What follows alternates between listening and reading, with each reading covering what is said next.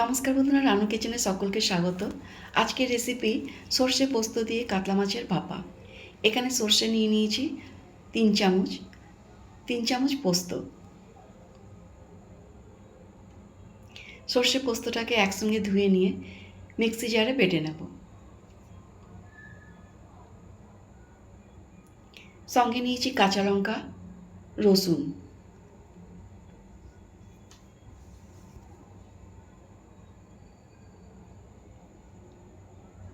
পরিমাণ মতো নুন আমি এখানেই নিয়ে নেব, আর সব কিছু একসঙ্গে বেটে নেব।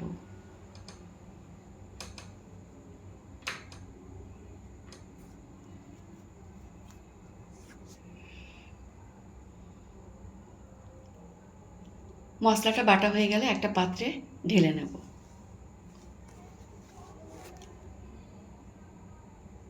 এবার দিয়ে দেবো সর্ষের তেল, হলুদ গুঁড়ো, 1 চামচ লাল লঙ্কার গুঁড়ো।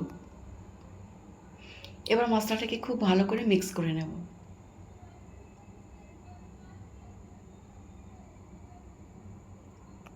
মাছের পিসগুলো এখানে ঢেলে দিয়ে প্রত্যেকটা পিসে খুব ভালো করে মশলাটা মেখে নেব।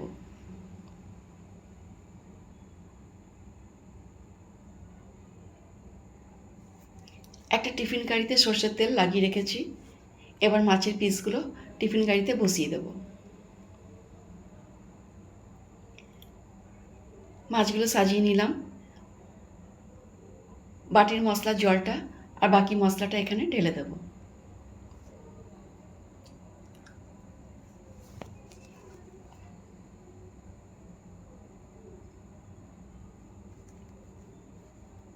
ওপর থেকে আবার 3 চামচ সর্ষের তেল দিয়ে দিলাম।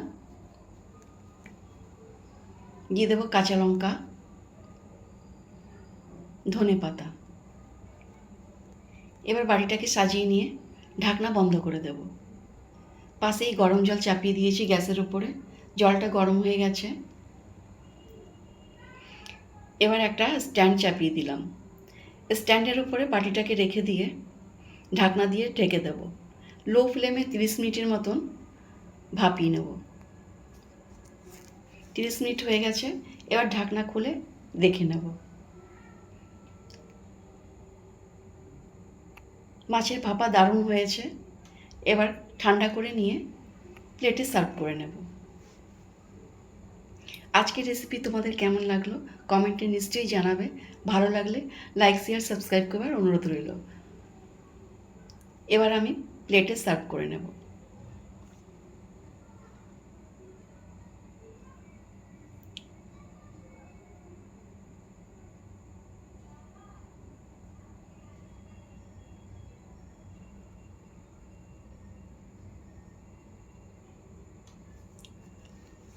মাছটাকে একটা ফোকের সাহায্যে দেখে নেব সেদ্ধ হয়েছে কিনা।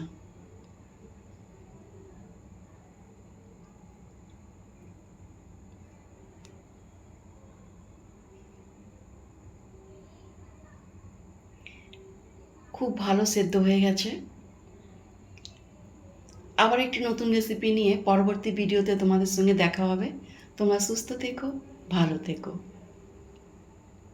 Bye bye.